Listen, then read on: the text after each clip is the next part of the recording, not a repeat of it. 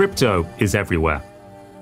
Even if you're not involved in finance, even if you don't know exactly what crypto is, these new digital currencies taking the world by storm have been impossible to miss.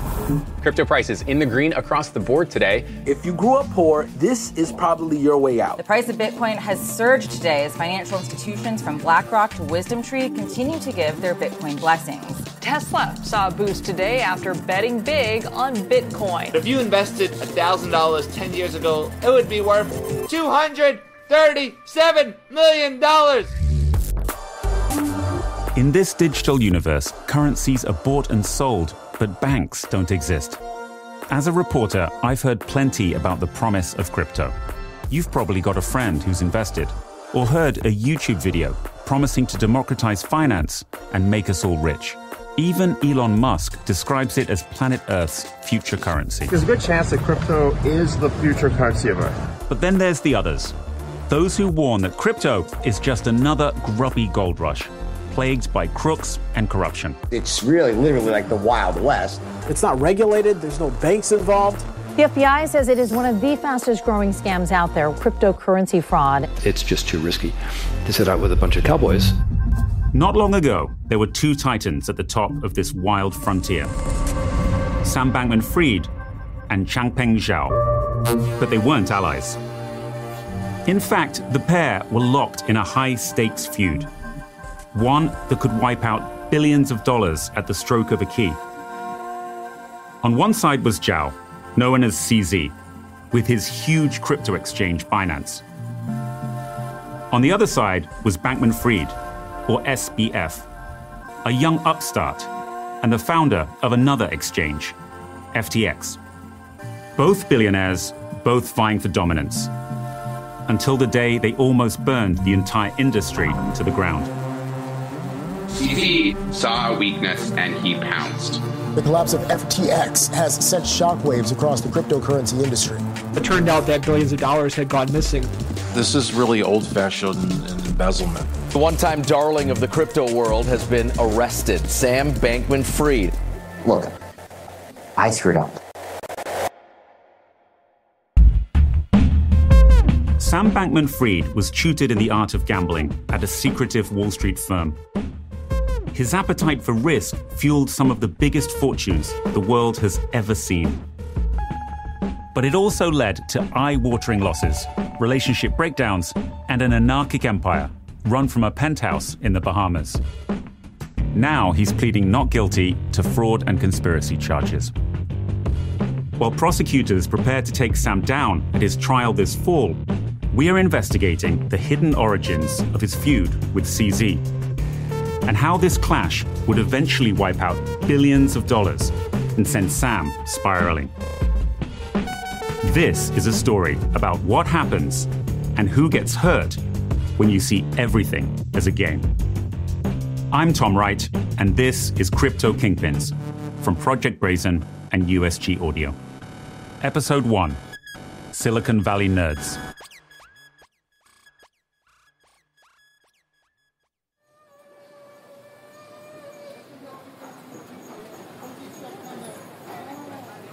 Back in 2019, CZ was living in Singapore, the same Asian city-state that I call home.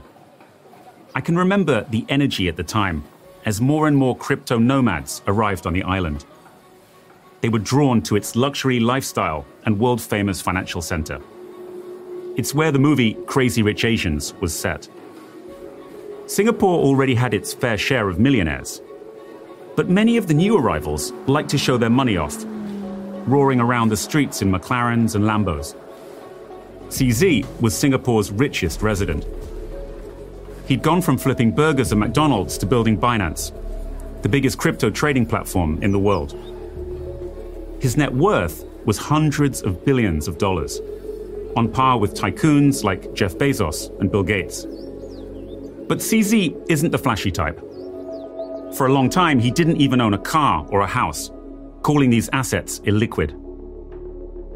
Even so, by 2019, everyone wanted a piece of the Binance founder. He was perhaps the most powerful person in crypto. He'd just been on the cover of Forbes in a navy hoodie under the headline, Crypto's Secret Billionaire Club.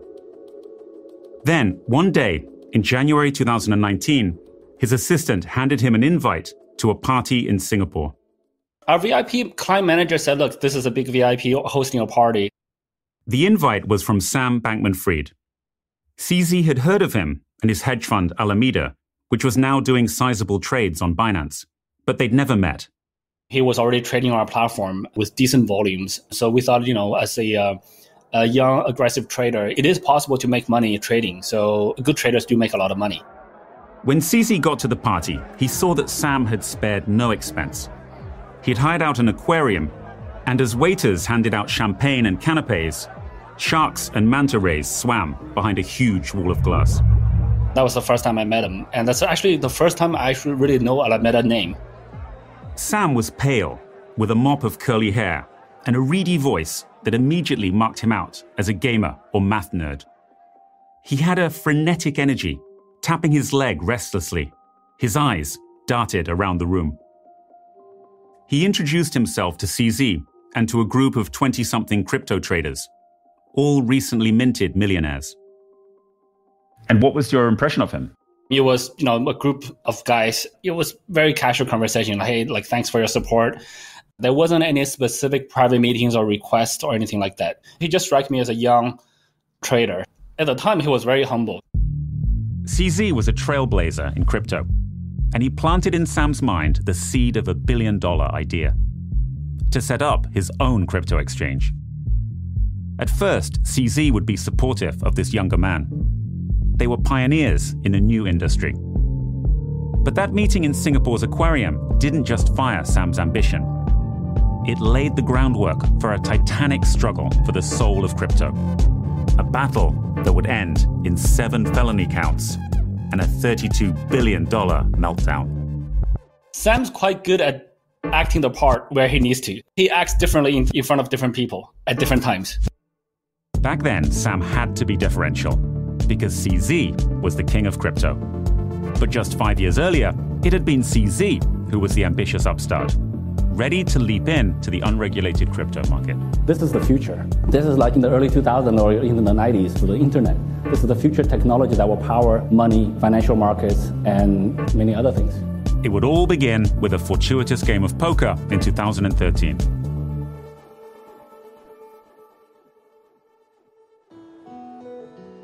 CZ was born in Jiangsu, China in 1977, but he moved to Vancouver with his parents in the late 1980s. As a teenager, he flipped burgers and worked overnight at a gas station to make extra money. One day, his father, a talented geophysicist, brought home a clunky 80s home computer. He'd use it to teach CZ to code, and CZ quickly caught the programming bug. He went on to study computer science at McGill University. After university, I went to Tokyo to work. I worked in Tokyo for 4 years, and then went to New York for 4 years to work for Bloomberg. At work, CZ was a top performer, breezing through his tasks and leaving the office early most days. Then in 2005, I returned to Shanghai to do a startup together with 5 other founders. Fluent in English and Chinese, CZ was well positioned to succeed. The startup flourished, helped along by the booming tech scene in China. But by 2013, CZ was ready to make his next move. The opportunity presented itself during a game of poker with 2 friends. One of them had founded a crypto exchange in China, and now he urged CZ to put 10% of his net worth into Bitcoin. This new digital currency was on everyone's lips. It's a hot topic on Wall Street right now. It's very interesting. Digital money called Bitcoin. But the value of this money is totally unpredictable. We don't even know who invented this, right? There's some rumors that it's this Japanese guy, but others say no, that he's a fake name. You're literally putting real money onto a system that we don't even know who created it. CZ was intrigued.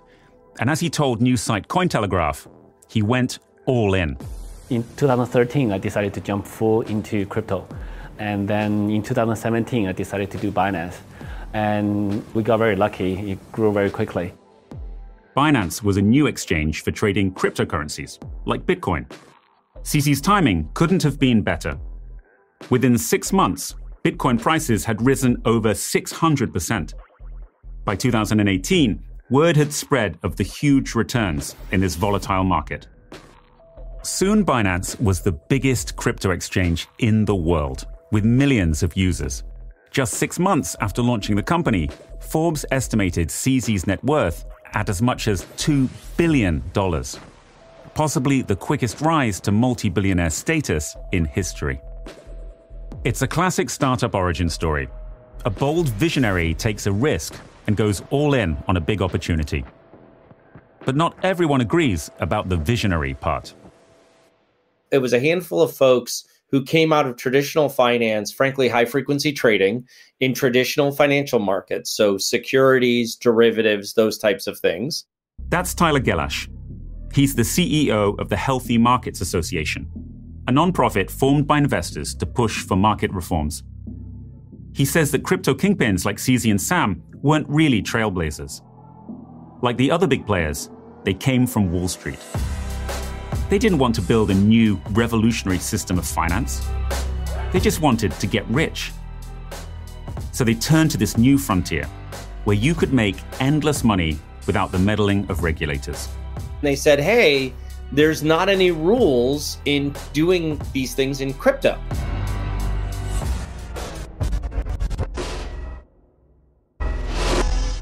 Not long after CZ started Binance in 2017, the Chinese government began cracking down on crypto operators. So CZ left Shanghai. He moved to the Cayman Islands to finish setting up Binance, then to Japan and Taiwan. His new exchange was an operation for the 21st century. It was outside any jurisdiction with no real headquarters. It took deposits from clients around the world, unimpeded by checks and balances. Here's Tyler again. In traditional finance, the market intermediaries, the exchanges, the high-frequency traders, the brokers, all of those firms are regulated. There's a bunch of ways that they can make money, and there's frankly a bunch of ways that they can't. In the US, there have been rules for decades aimed at protecting customers and stopping money laundering. Rules that limit risk, force banks to know their customers, and ensure money transfers aren't the proceeds of fraud or being used to finance terrorism.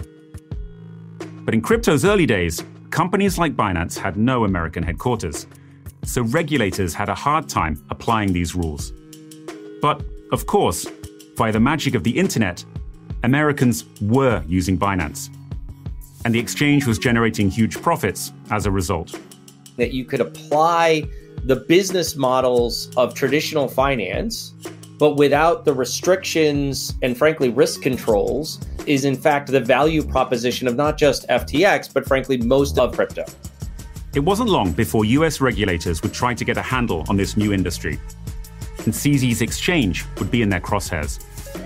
It was a situation that a new upstart in the crypto industry, Sam Bankman-Fried, would try to exploit. But for now, Sam needed CZ. So he wanted our support, he wanted our validation to boost his credibility. Not long after the Aquarium meeting in Singapore, Sam reached out to CZ. He was no longer happy being simply a trader on CZ's Binance platform. He wanted to set up his own exchange. In other words, why bet in the casino when you can own it?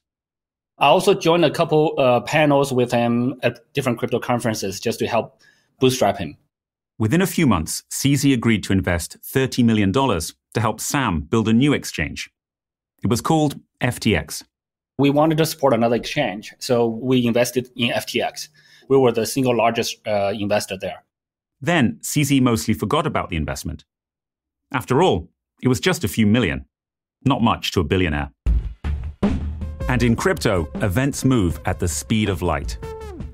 Within 2 years, Sam had built FTX into the rising star of the crypto industry. His trick was building a great exchange that worked fast and allowed users to take huge bets on crypto prices, like an unregulated casino. And as Sam told the Real Vision podcast, he could do it better than anyone else. We feel like we have the best, product in crypto, and I think that's generally the sentiment.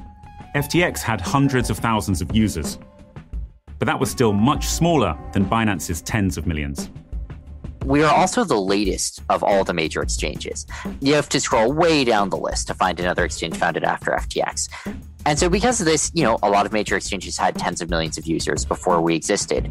So Sam started to use aggressive marketing tactics to grow his platform. He raised more than $1 billion, including from some of the US's most powerful venture firms. FTX is having one heck of a year, recently raising $420 million from 69 investors following a $900 million raise over the summer. He persuaded superstars like NFL quarterback Tom Brady to back FTX. Brady, the best ever, right? So you know he's going to invest better, too. FTX, that's the crypto app, right? He clinched huge sports sponsorship deals. The Miami Heat will soon play in the FTX arena. And in 2020, Sam even helped Joe Biden become president. Sam Bankman-Fried and his FTX team were among the top political donors, with Bankman-Fried himself giving $40 million to mainly Democratic lawmakers. The American media couldn't get enough of him. They call him the JP Morgan of crypto. The Michael Jordan of crypto, if you will. Sam built an image as a disheveled genius and a do-gooder. He stood out from other crypto bros due to a promise to give most of his wealth to charity. He seemed trustworthy. The profits started to pour in. But was it all an act? And Sam played the part perfectly, right? He's the genius programmer, financial wizard who, can't be bothered to put pants on because he's too busy, making money for his customers and himself. That's James Block, a physician who also blogs about crypto fraud at Dirty Bubble Media. He says that from the outset, Sam knew the power of image. Like Elizabeth Holmes of Theranos, with her deep voice and Steve Jobs-inspired black turtlenecks, Sam constructed his persona. Cargo shorts, baggy t-shirt, playing video games during high-level meetings, and working around the clock, as he told the Empire podcast. How many nights a week are you sleeping in the office on the famous beanbag? Probably good solid 4 or 5. Unlike many in crypto, Sam portrayed himself as squeaky clean. Let's talk about health for a second. Are you still vegan, and do you still not drink? Both are true. Nice. I don't religiously not drink. I think I have 2 drinks a year. This was the image. The austere child of Stanford professors, an MIT grad, a workaholic Wall Street trader who understood the markets and risk in a way that mere mortals couldn't possibly grasp. This is Silicon Valley ethos, right? These guys represent the final form of the Silicon Valley nerd that has dominated our culture for so long.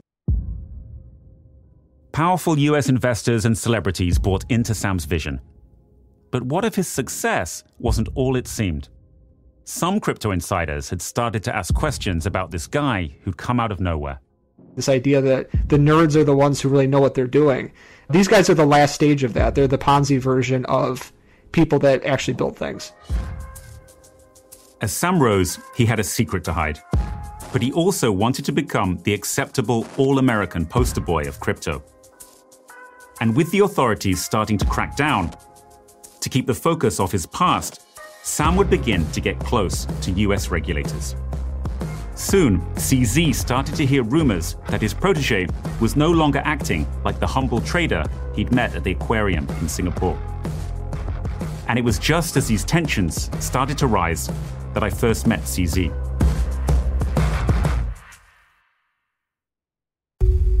That world has eaten up and spit out a lot of young and attractive guys. This is the story of one of fashion's dark secrets. I was overwhelmed. I had never seen anything like this. At the height of Abercrombie & Fitch's success. This was me being carefully manipulated. Being lied to, tricked, and traded like a commodity. Investigating allegations that would take me into a world of money, sex, and power. This is World of Secrets. Season 1, The Abercrombie Guys. Listen wherever you get your podcasts.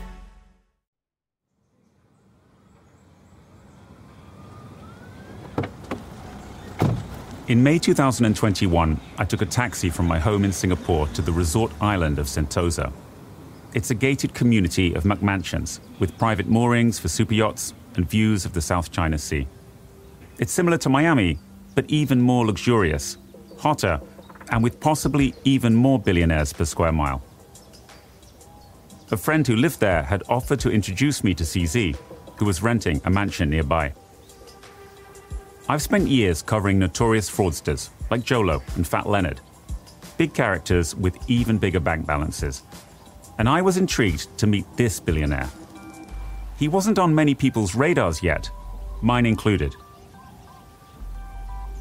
We met at my friend's mansion in Sentosa. Usually, residents here get around in golf buggies, but CZ arrived alone on an e-scooter. Wearing a dark baseball cap, he traveled without a bodyguard and no PR, surprising for one of the world's richest people. CZ listens intently and talks softly but quickly, and you can sense his mind whirring. When we met, he'd just learnt a disturbing fact. Sam had been lobbying against him in Washington. I would have like a call with him once every 3-6 months or so. And I have voiced that, look, Sam, I've been hearing all these rumors about, you talking about bad things about lobbying against Binance. And he's like, oh, okay, I get it. We'll try to tune that down. But there was always some type of explanation. CZ's sources told him Sam was pitching FTX to US regulators as the clean face of crypto. CZ and Binance, on the other hand, were money launderers with shady ties to China. They spent a lot of time trying to paint Binance as a Chinese company. They were leveraging the US-China tension very aggressively. If you're lobbying in the US or in front of regulators, you want to say, hey, look, we're the best kid in the class. All these other guys are slightly bad. It's not professional. It's not good for the industry. CZ wanted advice on how to deal with the media, and I urged him to be transparent. Until this day, I continue to talk to him regularly. Back then, CZ sensed trouble ahead, and he was right to be worried. Just the day after I met him, Bloomberg published an exclusive story on Binance. The piece laid out how the Justice Department and IRS were seeking information about the company. Although the story made clear the federal agencies hadn't accused Binance of wrongdoing, this was worrying. When people don't understand something, they attack it like crazy. So most other crypto businesses, including us, gets attacked. Ford versus Ferrari, Coke versus Pepsi. Now Binance was battling FTX for the soul of crypto. CZ had fallen from grace. Sam, meanwhile, was getting the red carpet treatment from US media. The 30-year-old CEO has been referred to as crypto's white knight. One of the most successful entrepreneurs in the world of cryptocurrency. He's also been called the next Warren Buffett. Having had an incredible few years. 3 years earlier, it had been CZ on the cover of Forbes. Now Sam got his turn, with the headline, "Only Zook has been as rich as young." Sam was only 29 and worth an astounding $23 billion. His media game is top-notch. I've not seen presidents, I've not seen politicians, I've not seen Mark Zuckerberg or Elon Musk getting those type of treatments. So whatever he did with media and to some extent with politicians, it's just phenomenal. I don't know what he did. That's a game I don't really understand. But the media treatment of him is just, it's a bit sick to watch. Was this increased scrutiny all because of Sam? The questions we're getting were a direct result of Sam's lobbying against us and also Sam's brainwash against us. So that part I can understand. That's not professional, but that's fair competition. He's playing his cards. Now we gotta play defensive. From this moment, CZ would start watching his partner a lot more closely.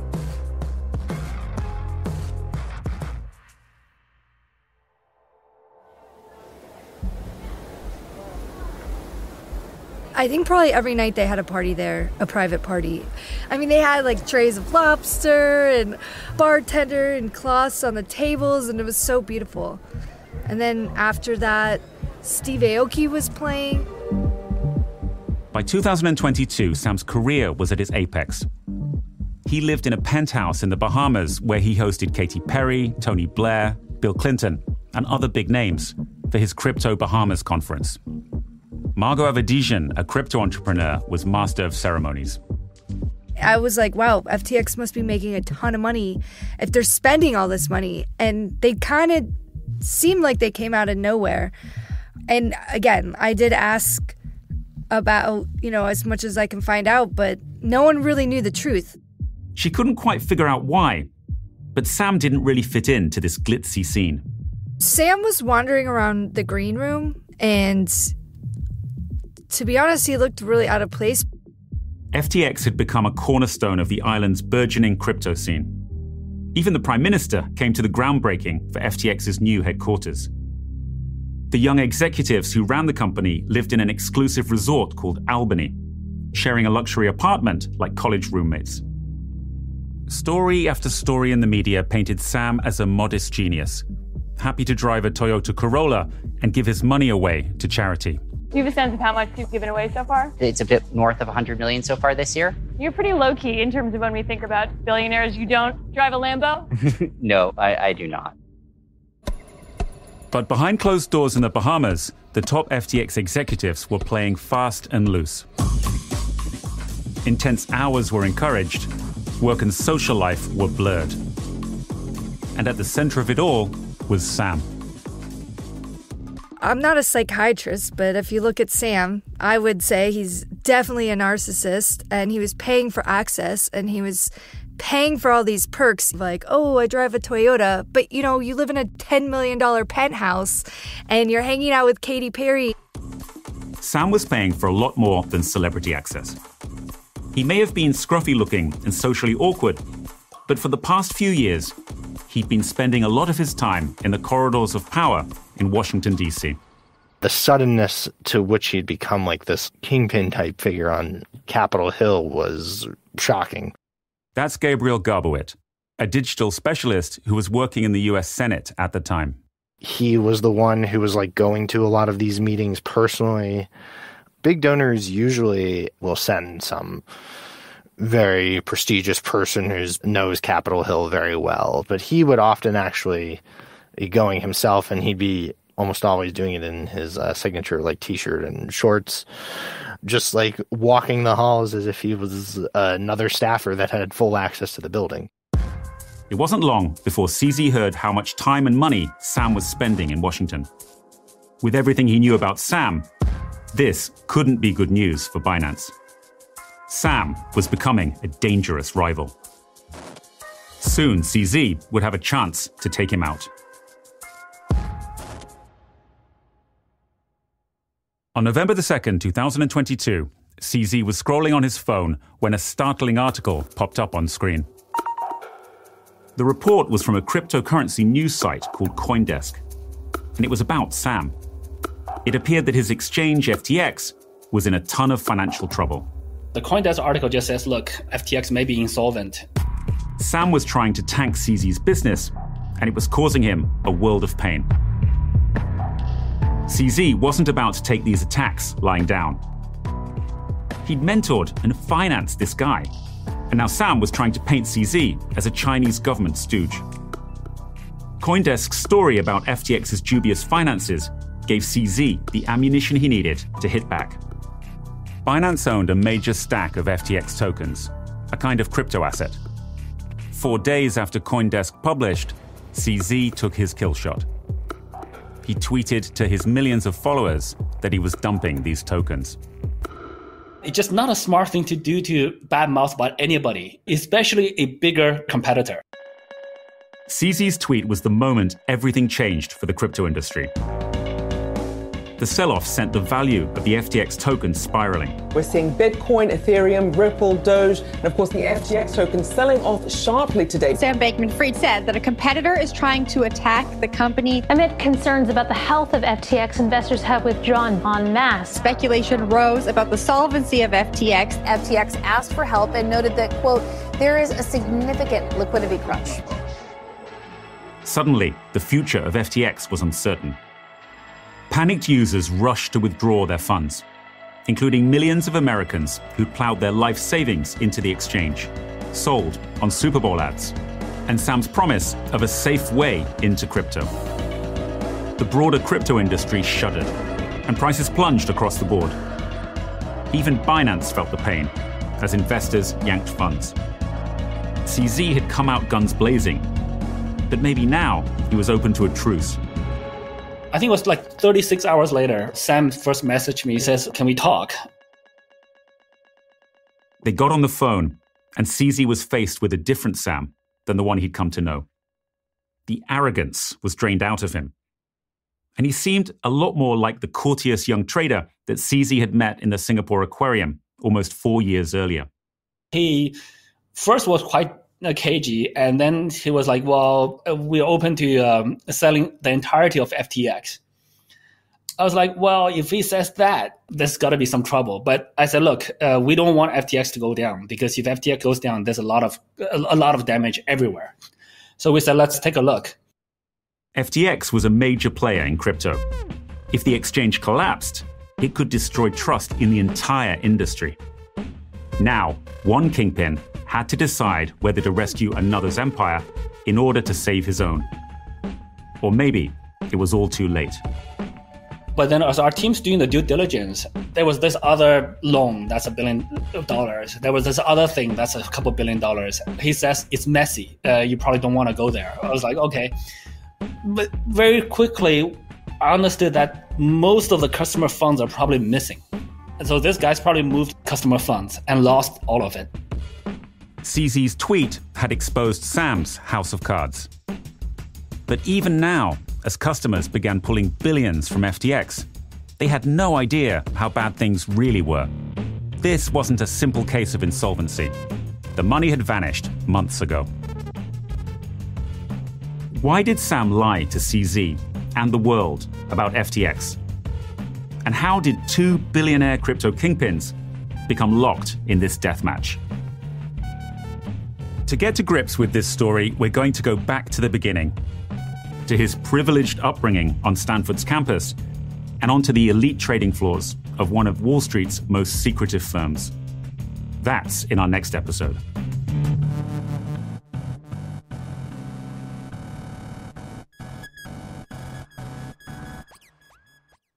This season on Crypto Kingpins. You need to get used to the feeling of taking on risk and not caring about it. They were making claims that frankly raised more red flags than the Ohio State marching band. People are not objects in your field of vision. You can't treat people like you're in a video game. I mean, I definitely lost everything I had because of this situation. We had reservations about, like, how the hell does he have so much money?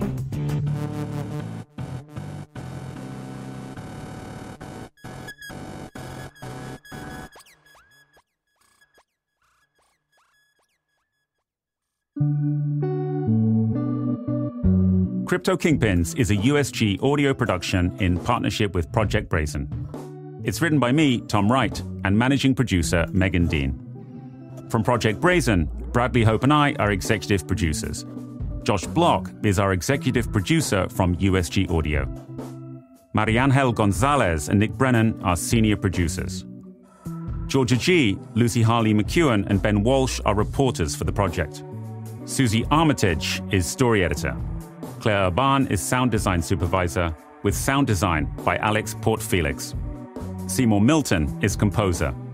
Lucy Woods is head of research. Ryan Ho is series creative director, and Julien Pradier is series designer. Noor Abdel Latif is podcast strategist. Production management from USG Audio by Josh Laulongi. For more information on this podcast and other podcasts from USG Audio, go to our website, usgaudio.com.